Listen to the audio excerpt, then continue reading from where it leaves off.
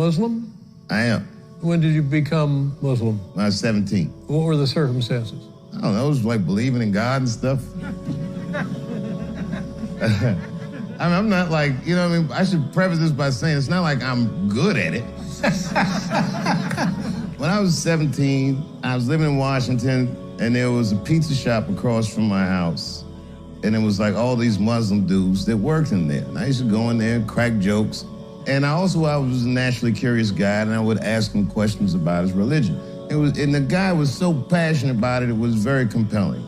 I liked the perspective of it, and I think these things informed my decision that I wanted to have a meaningful life, a spiritual life. I'm reading about you being Muslim, and they reference something that I was fascinated by, the well of Zamzam.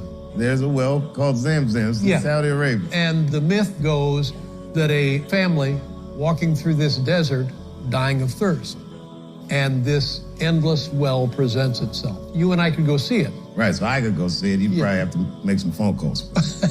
Have you been there? I have. It's only welcome to Muslims. It's not a tourist location. No, nor should it be. The man is the Prophet Abraham and his wife.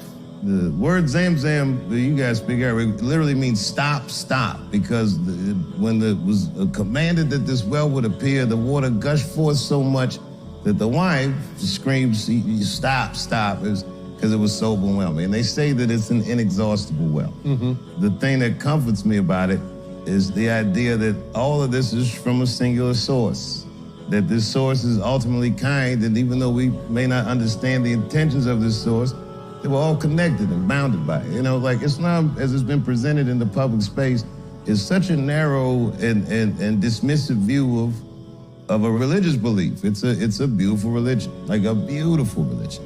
And the ideas in that religion are reflected in all the major Abrahamic faiths. You'll see these ideas in Christianity or Judaism, you know.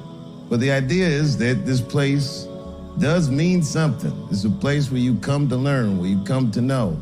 You get here knowing nothing, you get a head full of shit, and then you go on.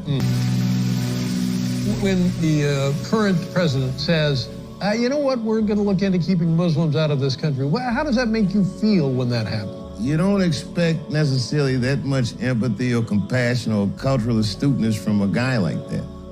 What you're sad about is that the chair doesn't have more humanity in it. But has that chair ever been that humane? When Biden called Trump the first racist president ever, well, clearly that's not true.